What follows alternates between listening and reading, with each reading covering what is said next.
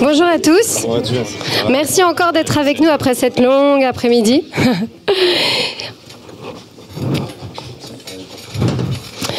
Alors pour cette session, on a décidé d'approcher la levée de fonds cette fois-ci, non pas nécessairement de la voix et du point de vue des investisseurs que vous aurez après, mais plutôt du point de vue d'entrepreneurs qui ont pu avoir cette expérience en fait via différents projets qu'ils ont pu avoir à différents moments dans le temps. Et donc, sans plus attendre, je vais plutôt vous laisser vous présenter et puis on pourra discuter tranquillement. Sixte, si tu veux commencer, et puis je passerai la parole à Mohamed. Ouais, merci beaucoup, ravi d'être là. Rapidement, donc, Sixte, je suis cofondateur et CEO d'Animage. J'avais lancé une première boîte à 21 ans qui s'appelait Nestor, qui faisait de la livraison de repas au bureau, qui livrait pas mal de repas, notamment à Station F, il y a un moment. La boîte avait été rachetée par le groupe Elior en 2021 et il y a maintenant 18 mois, j'ai décidé de complètement shifter de métier et de secteur en passant de celui de la restauration, de la livraison de repas à celui des dessins animés, puisqu'avec Animage, on va racheter des propriétés intellectuelles qui sont pas encore au stade de franchise, qu'on va transformer en grosse franchise, donc en prochain pas de patrouille, avec une approche un peu différenciante qui s'appuie sur de l'IA et sur de la distribution digital first, donc sur YouTube. Merci Sixte. Bonjour, je m'appelle Mohamed et donc moi je suis le CEO et cofondateur de Sport Bio et avant ça j'avais créé une autre start-up pendant une dizaine d'années qui s'appelle Gymlib et qui est spécialisée dans le sport et les avantages aux salariés qu'on a vendu il y a 2 ans. Et comme toi, j'ai changé radicalement de secteur parce que aujourd'hui, Sport Bio, c'est une deep tech industrielle. On fabrique une machine à destination des industries, de l'agroalimentaire, pharmaceutique et cosmétique, qui leur permet de pouvoir détecter leur contamination microbiologique de manière quasiment instantanée. Merci. À l'époque où vous avez commencé l'entrepreneuriat, l'écosystème, il n'était pas aussi bien structuré qu'aujourd'hui. Station F existait à peine, la BPI... Station F n'existait pas. Voilà. Dans ton cas, oui, tout à fait. Dans ton cas, dans les deux cas, Station F n'existait pas. Aujourd'hui, on voit, disons, une sorte de déclinaison en contexte global où les levées ont diminué de plus de 40%. Néanmoins, ça ne veut pas dire pour autant qu'on ne peut pas lever, c'est juste peut-être que frugalité rime un peu plus avec lever en 2024. Vous qui avez aujourd'hui réemprunté le chemin des levées de fonds avec d'autres projets, est-ce que vous avez peut-être des constats, des conseils, des observations que vous avez eues entre ces deux expériences entrepreneuriales quand vous avez relevé des fonds, sur des plaies en plus très différents? Déjà, on parle de frugalité, mais même dans un monde frugal en 2024, il y a beaucoup plus d'argent qu'en 2015. Donc, je pense qu'il faut un peu relativiser les choses de ce point de vue-là. Je pense que la frugalité, elle apparaît surtout sur des entreprises qui sont un peu plus late stage, mais il y a encore beaucoup d'appétit sur du early stage, si on est capable d'arriver avec un bon projet, une bonne équipe, une bonne vision, etc. Pour le coup, on a vécu la même chose, c'est-à-dire qu'en 2015, l'écosystème était quasi inexistant, il n'y avait pas Station F, il y avait beaucoup moins de fonds d'investissement, les fonds early stage existaient très peu, c'était le tout début de Clima Ventures. Enfin voilà, c'est autant de choses qui paraissent complètement ancrées dans le paysage et dans le quotidien d'un entrepreneur aujourd'hui et qui n'existait pas avant. Donc je pense que c'est pas parce qu'il y a 40% de levée de fonds en moins que c'est un mauvais moment pour se lancer. Je pense au contraire, les poches des investisseurs sont encore pleines. Donc il faut aller chercher l'argent, il faut monter le projet et puis continuer à déployer sur des bases qui sont peut-être plus saines que ce qu'il y avait il y a 2 ou 3 ans. Oui, donc tu as démarré en 2015, j'ai démarré en même temps que BPI en 2013, donc je te rejoins sur le fait que l'écosystème était radicalement différent. Et pour vous donner un peu un ordre de grandeur, à cette époque-là, un projet qui réussissait à lever 1 million d'euros, c'était minimum un projet qui avait 4 ans d'ancienneté, qui faisait déjà énormément de chiffre d'affaires, presque rentable. Donc c'est vraiment un monde totalement incomparable avec celui d'aujourd'hui. Cela dit, comme dit Sixte, aujourd'hui, ça reste un écosystème très dynamique. Et peut-être si j'avais quelques conseils là-dessus, c'est peut-être un poncif, mais la levée de fonds ne doit pas être une finalité en soi, c'est juste un moyen de réaliser un plan qu'on se donne et donc il faut énormément bien calibrer le montant dont on a besoin avant de partir en levée de fonds. Et puis quelques conseils peut-être un peu plus pratiques. Je dirais que la levée de fonds, c'est un mélange entre de la technique et de l'art. Sur la technique, il y a plusieurs choses qui sont extrêmement importantes et il faut connaître la matrice de lecture des gens à qui on s'adresse. On ne s'adresse pas de la même manière à des VC ou à des BA, par exemple, et on ne va pas voir des VC quand notre demande n'est pas calibrée ou notre type de projet n'est pas calibré avec des VC. Et on se prépare aussi. Dans la préparation, je peux vous citer certaines choses. Effectivement, il faut avoir une data room qui est extrêmement exhaustive et bien préparée, s'être préparé à son pitch, avoir un deck qu'on a minutieusement préparer le montant d'argent dont on a besoin et qu'est-ce qu'on va en faire. Ça, c'est sur la partie technique. Et c'est une base sine qua non sans laquelle, évidemment, c'est impossible. Et après, il y a l'art. Et l'art, c'est plus quelque chose d'un peu plus subtil et d'un peu plus subjectif. C'est plus la manière dont on rentre en contact avec les investisseurs, la manière dont on se présente, la manière dont on rend notre projet sexy et désirable. Ça fait partie des choses qui font qu'on réussit ou on ne réussit pas à faire une levée correcte.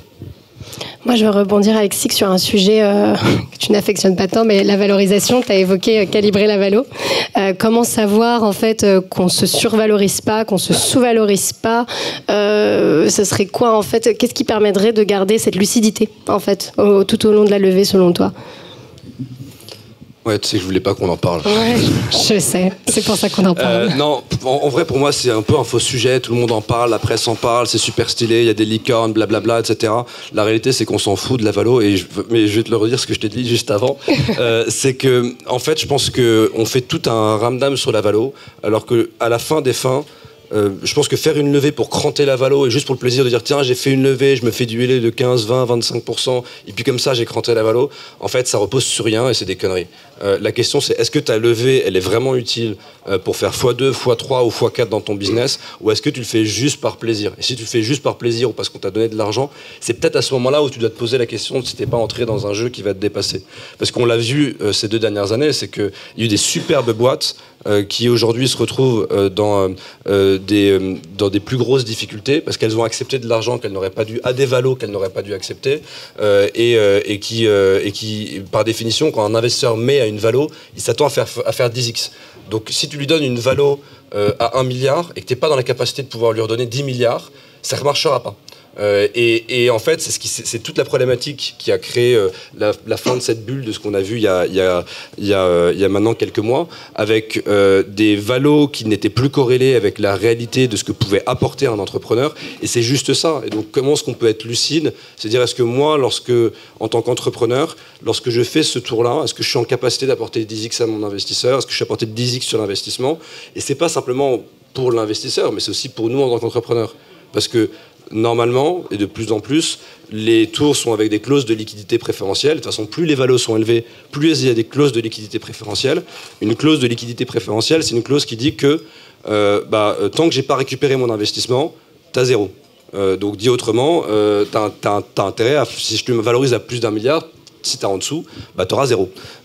Et donc, c'est ce point-là. C'est-à-dire que pour nous aussi, je pense que c'est les entrepreneurs et chacun des entrepreneurs qui doit avoir une vision un peu plus financière et héroïste, parce que ça touche aussi leur patrimoine, de dire, en fait, d'accepter une trop grosse valo. À la fin, celui qui va se faire impacter, c'est pas forcément l'investisseur, mais ce sera probablement l'entrepreneur.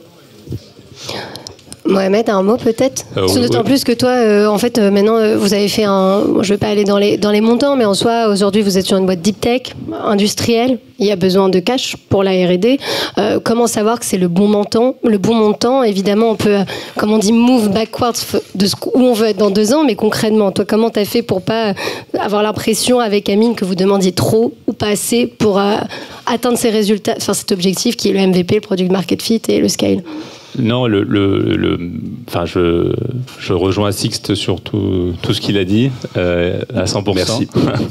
Mais effectivement, après, la question qu'il faut toujours se poser, c'est est-ce que à la valo à laquelle je suis aujourd'hui, il y a des gens qui sont capables de m'acheter plus que cette valo-là? C'est extrêmement basique, mais si on est incapable de trouver un chemin ou une histoire où on a 5, 6, 7 ou une dizaine d'acheteurs potentiels, c'est extrêmement compliqué de justifier une telle valo. Et encore moins de la justifier quand effectivement les investisseurs attendent des 10x derrière. Donc, nous concernant, c'est toujours une question de à quelle taille de marché on s'adresse, et c'est pour ça que les VC sont très intéressés par cette problématique-là de la taille de marché à laquelle on s'adresse.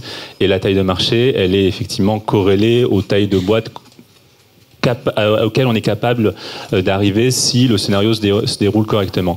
Et ensuite, sur quelle taille de levée il faut envisager, c'est une taille de levée qui donne à la fois la possibilité de pouvoir aller sécuriser certains blocs, que ce soit des blocs techniques, que ce soit des blocs commerciaux, que ce soit des blocs de structuration d'équipe, mais qui permettent de figer certaines valeurs dans l'entreprise et de soit de viser une rentabilité, ça peut être un des objectifs, soit de viser un tour supplémentaire qui lui permet d'accélérer derrière. Sachant que, bon, toi, je crois que du coup, avec Animage, vous avez fait 2 tours de mémoire. Vous, avec Sport.bio, vous êtes à votre premier tour. La question aussi qu'on peut se poser, c'est lever avec qui ? Voilà, il y a comme on l'a dit, l'écosystème a gagné en maturité, il s'est structuré. On a de plus en plus de business angels de la première génération, mais aussi des nouvelles, c'est-à-dire des serial entrepreneurs. Vous-même, vous en êtes. Aujourd'hui, voilà, avec qui lever et pourquoi finalement un VC versus un BA? Évidemment, la valeur ajoutée est différente, mais vous, c'est quoi vos points de vue là-dessus? Peut-être Six, si tu veux commencer. Ça, c'est une bien meilleure question que la valo. Eh ben, merci. Mais en gros, parce que je pense que c'est aussi ça qui apporte de la valeur, c'est notamment ce qui va structurer la boîte. Tu vois, nous, on a un peu tout connu. C'est-à-dire que Nestor, on avait levé que avec des BA ou avec des family office. Et Animage, dès le premier tour de table, on a fait entrer Xange et Daphne, puis Leftline et Résonance au tour d'après, qui sont des fonds qui apportaient beaucoup plus de structure, quoi. Enfin, c'était vraiment le jour et la nuit, quoi. Et je pense qu'il n'y a pas d'un côté les BA et de l'autre côté les fonds. Je pense que les fonds sont extrêmement importants dans leur capacité à pouvoir apporter une rigueur financière et de pouvoir challenger le business. Et je pense qu'il n'y aura aucun BA de la Terre qui sera capable de challenger autant le financier qu'un fonds. Parce que justement, le côté faire 10x, même si ça a un peu changé, que maintenant les BA sont aussi plus structurés, sont aussi plus professionnels que ce qui existait il y a 10 ans, je pense qu'un fonds t'apporte ça. Et c'est probablement ce qui nous avait manqué chez Nestor, et c'était aussi pour ça que dès le premier tour de table, je voulais faire rentrer un fonds en capital, pas simplement pour l'argent, parce que je pense qu'on peut trouver sur du early stage le même montant auprès d'un fonds et auprès de plusieurs BA, mais par rapport à ce qu'il pouvait nous apporter sur la durée, sur la structure, etc. Après, dire qu'un fonds va vous apporter de la valeur opérationnelle et qu'un fonds A va apporter plus de valeur qu'un fonds B, c'est bullshit. Je pense qu'ils apportent la même chose. La question, c'est de l'intuitu personae, c'est quel est le fonds avec qui vous avez le plus d'atomes crochus et quel est le fonds sur lequel vous vous sentirez plus en confiance lorsqu'il y aura des moments qui vont être difficiles. C'est surtout ça, en fait, le point important. Est-ce que vous voulez être avec un fonds qui va être founder-friendly ou un fonds qui va vous mettre le pistolet sur la tempe dès que les choses vont mal, quoi. Bon, nous, on a pris notre décision pour le premier cas. Et après, en revanche, sur les business angels, c'est là où on peut aller chercher pas simplement de l'argent, parce que je pense que c'est pas forcément ce qui est le plus intéressant chez les BA, c'est d'aller chercher des personnes qui ont des expertises entrepreneuriales, des expertises métiers, enfin voilà, qui peuvent nous apporter des trucs, quoi, un réseau, etc., etc. Et limite, ils pourraient mettre 0 €, tu vois, c'est ce qui est important chez eux, c'est ce qu'ils nous apportent. Alors on leur demande de mettre pour qu'ils soient un peu involved et que leur retour soit dans l'intérêt de la boîte, mais c'est vraiment ça qu'on va rechercher dans le BA. Et donc, je pense que la bonne combinaison, c'est d'avoir 1 ou 2 fonds qui vont représenter 2/3, 3/4 d'un tour de table, et puis laisser quand même une petite partie pour des BA, si on pense que ça peut être utile pour le business en fonction de ce qu'on peut faire. Ouais, mais d'un avis là-dessus, j'imagine, dans un domaine aussi deep tech, toujours je reviens quand même sur de la détection de pathogènes sur des... moi, dans mon déjà, je reviens un peu dans le passé, dans ma première boîte, j'ai eu tout type d'investisseurs, du BA au fonds d'investissement, au corporate, clairement. Et je crois que le pire, c'est le reste, le corporate, de très loin. Et ensuite, après, dans le financement, déjà, il existe plein de financements autres que du financement dilutif. Donc je dirais que d'abord et avant tout, il faut épuiser ça. Pourquoi il faut épuiser ça? Parce que ça permet de pouvoir prouver qu'on est capable de faire beaucoup avec peu. La notion de frugalité à laquelle tu parlais, je rebondis dessus. Et en fait, en prouvant ça, on est capable ensuite de dire, ben voilà, si vous me donnez 100, 200, 300 000 euros, là, il faut aller chercher plutôt des BA. Et j'ai des données montrant que je suis capable de faire certaines choses avec ces montants-là, puisque j'ai déjà réalisé beaucoup de choses avec très peu. Et pareil, quand on passe à l'échelle au-dessus, où on va chercher plutôt quelques millions d'euros, il faut quand même être capable de justifier que ces quelques millions d'euros, on va réussir à atteindre certains milestones, et pour montrer et avoir plus de crédibilité sur les milestones qu'on veut atteindre, il faut se baser sur des données historiques ou des choses qu'on a réussi à faire rapidement et avec peu de moyens. Souvent, on parle d'effet boule de neige dans le monde de l'investissement. Ah, t'as entendu ce deal? Ah non, j'ai pas entendu ce deal. Ah, tu peux me passer un contact? Bon, un peu à la FOMO, un fear of missing out. Est-ce qu'en fait, au fond, une levée de fonds, pour la mener à bien, c'est pas de chercher à créer ce FOMO ou cette FOMO, je ne saurais pas le conjuguer. Et si c'est le cas, comment, en fait, finalement? Ouais, déjà, je pense que ça dépend du stage. C'est-à-dire que plus tu vas aller sur des stages qui vont élever, moins le FOMO existe. C'est-à-dire que si t'es sur des séries C, D, enfin voilà, il y a moins ce côté FOMO. Après, c'est vrai que dans le early stage, le FOMO, il est présent, quoi. C'est-à-dire que on prend le marché français. C'est un petit milieu, tout le monde se connaît, tout le monde se voit. Enfin, t'as des WhatsApp qui passent à droite, à gauche. Donc, il faut bénéficier de ça, quoi. Si on n'utilise pas le FOMO, on sera pas en capacité de pouvoir mener à bien ce point-là. Ça paraît un peu absurde à chaque fois qu'on le voit, mais globalement, je pense que toutes les personnes qui ont fait des levées de fonds en early stage ont connu ce moment où il y a eu un FOMO. Par exemple, nous, à Nimage, quand j'avais lancé... d'où j'étais encore chez Nestor, j'étais en train de réfléchir pour lancer Animage, donc j'ai commencé à faire les slides, et puis je connaissais Alban de chez Xange, parce que ça faisait plusieurs années qu'on se connaissait, et donc j'avais commencé un peu à lui expliquer voilà et tout, voilà ce qu'on va faire avec Animage, qu'est-ce que t'en penses, et puis en fait il m'a donné un peu 2-3 conseils, et en fait assez vite il m'a dit Sixte, n'en parle à personne, on se voit en comité d'investissement mercredi prochain. Je dis bon bah attends, juste j'ai pas terminé mes slides, laisse-moi faire au moins 15 slides. Bon, je présente le truc, je le présente. Dans la foulée, il me dit si, t'en parles à personne, mais ça y est, on te fait une offre. Je dis bon, ok, j'en parle à personne. Bon, il se trouve que j'en avais parlé à quelques personnes quand même. Et en fait, ces quelques personnes ont su assez vite, et c'est là où tout s'est emballé. C'est-à-dire qu'il y a eu une première offre de Xange, et puis dans la soirée, mon téléphone n'a pas arrêté de sonner. Si tu signes pas la term sheet, j'arrive, je te propose un meilleur truc. Je dis attendez, tout doux, là, j'ai pas encore terminé mes slides. Et à la fin, mes slides valaient plus cher que n'avait jamais valu Nestor. C'était complètement délirant. C'était des très belles slides entre nous. Et donc du coup, en fait, ce FOMO, il est effectivement intéressant pour réussir à le faire. Ça veut pas dire que on fait n'importe quoi, mais c'est effectivement un moment où on est capable de créer une dynamique positive. Et de toutes les manières, il faut réussir à mettre dans un entonnoir et à mettre dans une seringue les investisseurs, parce que plus le temps dure pour une levée de fonds, en fait, plus notre capacité à pouvoir lever les fonds devient compliquée.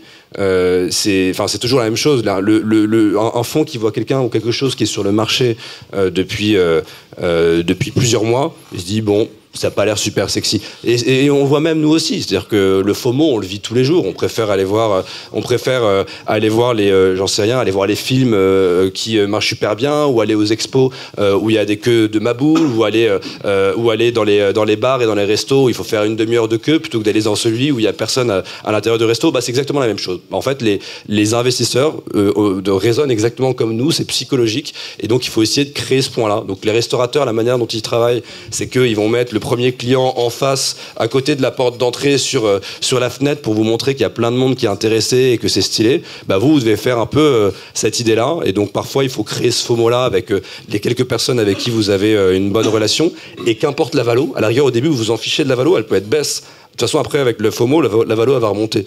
Donc, si vous avez une expectation là, vous commencez là, vous avez votre première term sheet, hop, vous laissez traîner, vous dites rien, les gens vous rappellent direct, et puis hop, hop, hop, et au bout d'une semaine, c'est bon. Et finalement, on s'en fout de la valo, dans tous les cas. Et toi, qu'est-ce que t'en penses du coup, Mohamed? Non, il y a effet, je suis assez d'accord, il y a un vrai effet suiveur, ou, enfin, pas suiveur, c'est pas le bon mot, c'est plutôt peur de rater le futur X ou Y. Et les fonds ont une hantise, c'est d'être les seuls à avoir raison. Et ils préfèrent partager un gâteau en étant plusieurs à avoir le même avis que être le seul... penser être le plus intelligent que les autres, seul dans son coin.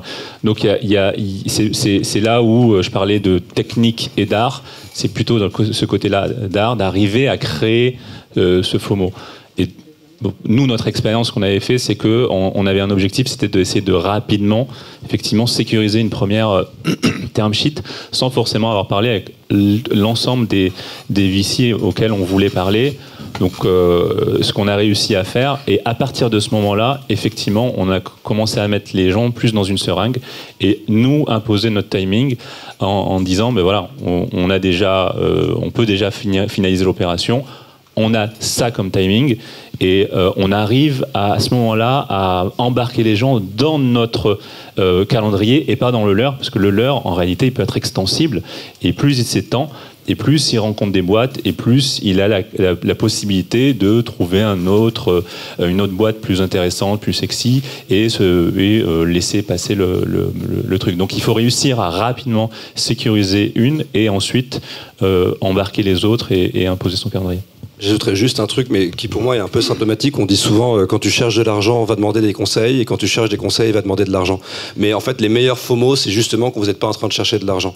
Et donc, quand vous êtes en train de créer une relation avec les investisseurs sur des cafés, à un moment tel qu'il y a un invest qui en peut plus, quoi, qui dit ah vas-y, quand est-ce que tu fais ton tour, et puis je te donne, et puis je te mets une term sheet. Et c'est à ce moment-là où vous sentez qu'il y a des investisseurs qui sont dans cette logique-là, que vous lancez le tour de table.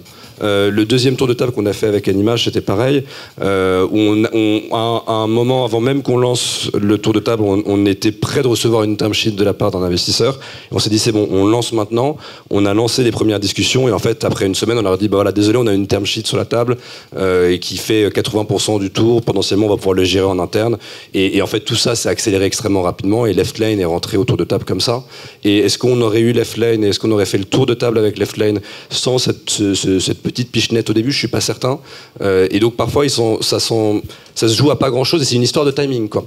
Et c'est là où je pense que le côté, enfin, en gros, c'est pas de l'art dans le sens où, voilà, on n'est pas des comédiens, quoi. Mais c'est de l'art dans le sens où c'est plutôt de l'art de trouver le bon timing et de trouver le bon moment pour le lancer. Et après, le reste, c'est de la préparation. Et c'est beaucoup de préparation. Mais effectivement, on va savoir quand est-ce qu'on le lance, savoir si c'est maintenant, si c'est dans 3 mois, si c'est dans 6 mois. Il ne faut pas le faire trop tard parce qu'on aura raté un moment, mais il ne faut pas le faire trop tôt parce que potentiellement, on n'aura pas encore créé cette excitation suffisante auprès des fonds. Parce qu'on n'aura tout simplement pas checké les bonnes box auprès d'eux. Donc en fait, c'est intéressant de quand même faire une sorte de danse nuptiale, mais désintéressée, en fait, complètement désintéressée, avec peut-être des conseillers qui peuvent être aussi, qui peuvent être des investisseurs, comme des BA, comme des corpos, peu importe, pour au moment où on se sent le plus prêt, se rapprocher d'eux et créer un peu en fait ce buzz autour du besoin, du marché, etc. Enfin, j'ai un peu, c'est l'impression de ce que vous dites. L'idée, c'est de tout simplement être désintéressé dès que ça prend, d'y aller en fait. Vous parliez des préparations. Bon, il y a beaucoup de choses théoriques de comment on se prépare à une levée. Moi, j'ai une question. Même si c'est un peu la base, j'enfonce des portes ouvertes, mais qui fait la levée ? Et qui prépare la levée ? Je pense que c'est pas la même chose de faire la levée et de se préparer en tant qu'entreprise, en tant qu'associé à une levée. Est-ce que vous avez des conseils là-dessus ? Parce que voilà, vous êtes CEO. Néanmoins, toi, tu as préparé dans la levée fonds. Enfin voilà, Mohamed, toi, est-ce que tu as des conseils là-dessus ? Oui. C'est pour moi avant tout le rôle du CEO. De faire le levée, c'est lui qui représente l'entreprise, c'est lui qui vend le projet. Donc effectivement, c'est le rôle du CEO est extrêmement important dans un process de levée de fonds. Après, dans la préparation, il y a des choses extrêmement bêtes, mais typiquement quand j'ai vendu Jimmy, je recevais moi des dossiers de gens qui cherchaient de l'argent pour pouvoir investir. Et j'ai des choses qui me marquent, et quand je rejoins les choses, c'est des gens qui présentent des projections financières en étant rentables tout le temps et en disant qu'ils cherchent 2 millions d'euros. Donc la question, c'est à quoi vont servir ces 2 millions d'euros et qu'est-ce qu'ils vont financer.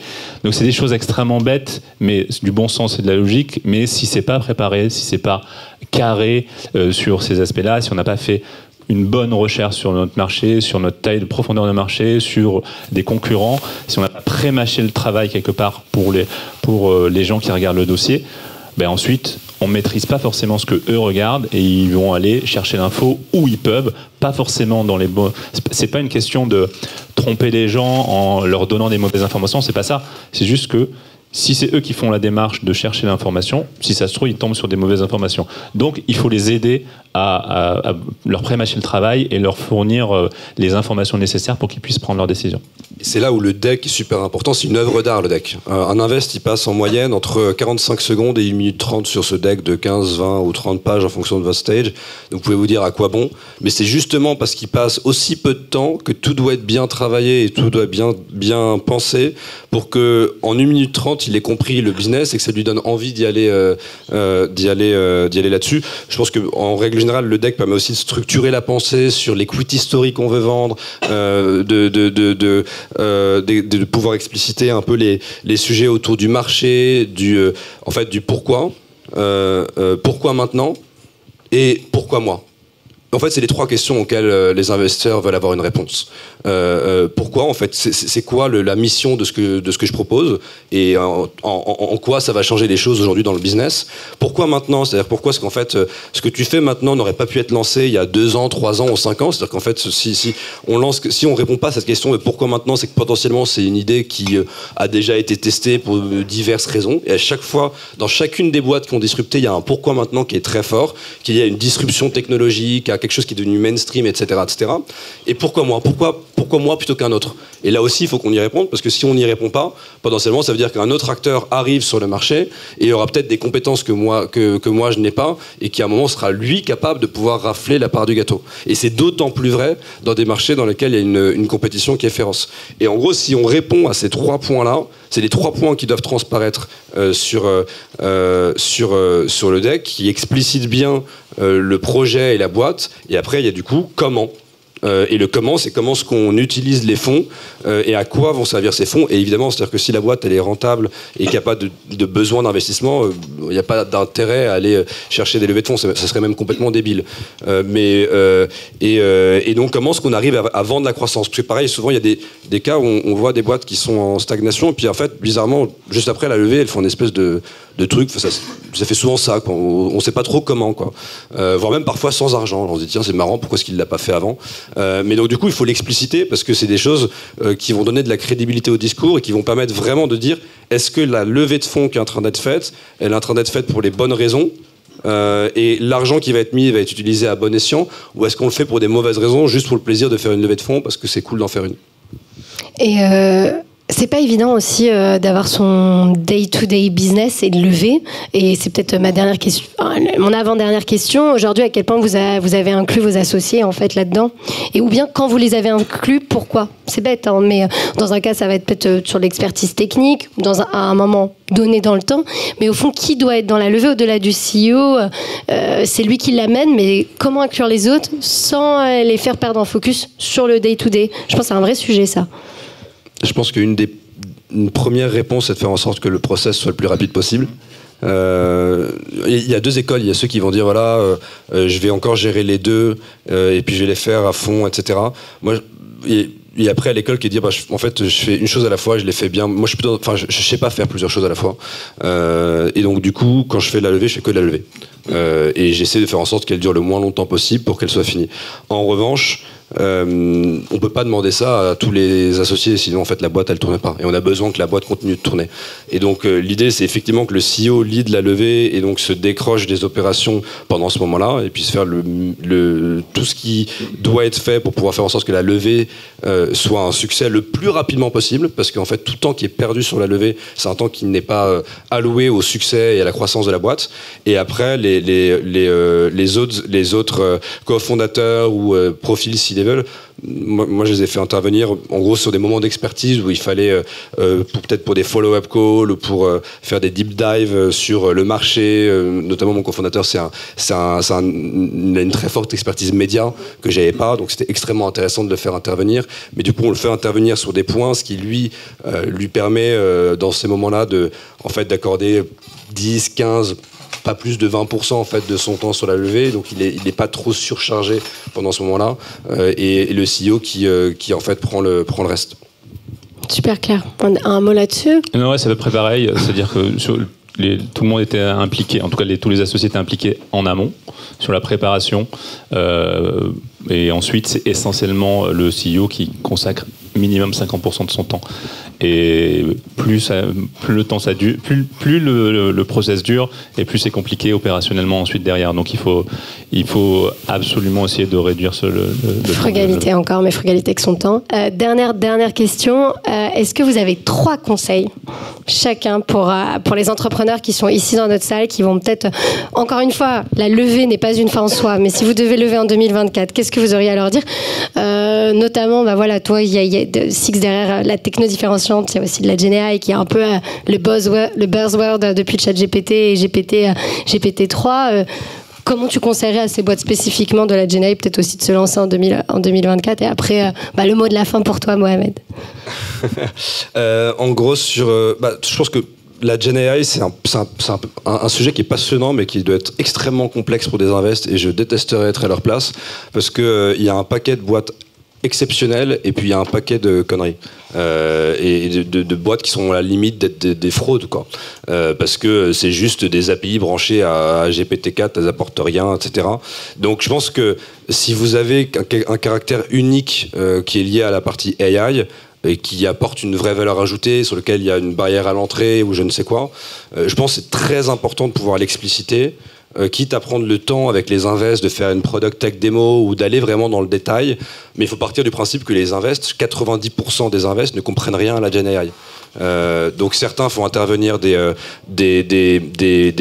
profils qui vont être plus experts, mais donc c'est important d'être didactique avec eux, sinon vous risquez d'être noyé dans la masse, et notamment dans la masse de merde qui existe aujourd'hui. Ce serait, je pense, le seul, parce que je vois que le temps tourne. On va se prendre une minute de plus. On va se prendre une minute de plus. Non, peut-être juste un conseil, mais je vais peut-être me répéter, mais plutôt avoir une obsession à vendre ou faire un produit à vendre plutôt qu'une obsession à essayer d'absolument trouver de l'argent et de lever, parce que sans produit à vendre ça va être compliqué, et sans traction commerciale aussi ça sera toujours compliqué. Et si on est incapable de réussir à vendre sans argent, l'argent va rien résoudre au sujet principal et à la finalité première de n'importe quelle entreprise, que ce soit une entreprise en GenAI, dans le hardware, dans les SaaS ou n'importe quel domaine. Un grand merci. On a le temps pour une question. Si quelqu'un veut nous poser une question. Super. Merci. Merci. Quand vous dites 50% du coup de temps de travail, parce qu'on sait une levée de fonds, il y a toute la partie pitch, présentation, l'étude de marché et tout ça. Est-ce que ça rentre dans les 50% ou vous parlez plutôt du networking et de toute la partie financière? Non, c'est le pitch. C'est vraiment les rendez-vous. Il y a pas après les rendez-vous, il y a souvent des questions. Il faut préparer les questions et répondre. C'est après la préparation initiale de travail. Mais ça, c'est pas toute ta vie. Hein. C'est juste le moment du process de. Moi, je suis plutôt 80% pour aller plus rapidement. Mais effectivement, c'est tous ces moments-là. Et en fait, il faut que ce soit ultra intense. Déjà, ça va le premier pitch, deuxième, il va être foireux, et au bout du troisième, quatrième, tu vas comprendre un peu comment moduler le discours, et c'est en densifiant tout ça que tu arriveras aussi à créer cette dynamique-là qui permet de pouvoir mettre les investisseurs sous pression, parce que si en fait tu accordes 20% de ton temps, c'est con, mais en fait tu ne seras pas en capacité de pouvoir faire autant de rendez-vous que tu souhaitais, et donc à la fin, entre les premiers investisseurs que tu auras vus et les derniers que tu auras vus, il sera peut-être passé 3 ou 4 semaines, et c'est juste trop long. Alors que si tu les vois tous en 1 semaine ou en 2 semaines, potentiellement si ça se passe bien, c'est là où tu peux réussir à créer une dynamique qui soit positive. Merci. Une dernière question, le temps que notre dernière session arrive. Allez, merci. Petite question très rapidement. Early stage Serie A, la France c'est le marché le plus intermédiaire. Banquier d'affaires, leveur de fonds, oui, non? Aïe, il a posé la question fatale. Non. Oui, non, sur les tours, les premiers tours, non. Je pense même que c'est mal vu. Mais je suis d'accord avec toi, c'est ultra franco-français. Je sais pas pourquoi tout le monde se fait une idée qu'il faut absolument avoir un lever pour aller faire un tour de early stage ou de Serie A. C'est une connerie. Allez, la dernière. Juste une toute petite, 2-3 tips pour créer la FOMO. Parce que typiquement, je viens de lever et j'ai pas réussi à le faire. J'ai mis très longtemps à lever et j'aimerais mettre moins longtemps la prochaine fois. Déjà, c'est compliqué sans avoir le contexte, tu vois, mais encore une fois, je pense que le premier point, c'est du timing, quoi. C'est-à-dire que c'est pas, on va pas donner des tips commerciaux de comment toi, c'est pas du commercial, quoi. Le premier point, c'est le timing et trouver le bon timing. Est-ce que si t'as pas réussi à créer justement cet engouement et ce dynamisme-là, est-ce que c'est parce qu'il n'y avait pas un sujet de timing? Le deuxième point, c'est vraiment de créer un relationnel très fort avec les investisseurs en amont de la levée, et pas juste de les découvrir en management presse le moment de la levée, parce que tu n'auras pas créé de relation forte. Il faut que tu arrives à te mettre dans la poche assez vite un partenaire. Et si tu as un des partenaires d'un fonds, c'est après lui qui va faire la conviction. Et donc ça, c'est un travail que tu fais. Tu prends des cafés, tu fais des catch-up réguliers. Ça ne veut pas dire que ça va réussir, mais en tout cas, c'est un bon élément. Et après, c'est être en mesure en fait, ne sizer le tour en termes de valo et en termes de montant. Il vaut mieux chercher en dessous en termes de valo et en dessous en termes de montant, et après upsizer que l'inverse. C'est toujours plus simple après de dire aux gens, écoutez, en fait, on accepte. Voilà. Et alors que le pire truc, c'est de commencer plus haut et après de devoir rebaisser. Donc, je pense que ces 3 points-là, en fait, il faut que le fonds ou l'investisseur, quand il voit ta boîte, il se dise waouh, c'est une putain d'affaire en or. Il est complètement con, le gars, il est en train de me proposer une valo débile, tu vois. Et donc j'y vais. Et après, c'est bon, dès qu'il y est, dès que tu l'as cranté, dès que tu l'as accroché, tu l'as hameçonné, tu hameçonnes les autres. Je vais en rajouter qu'un seul. Soumettre un deck sur un site de VC, ça sert absolument à rien. Ou alors une intro qui est pas qui est pas valorisée par le fonds, c'est aussi une perte de temps, voire même une intro négative.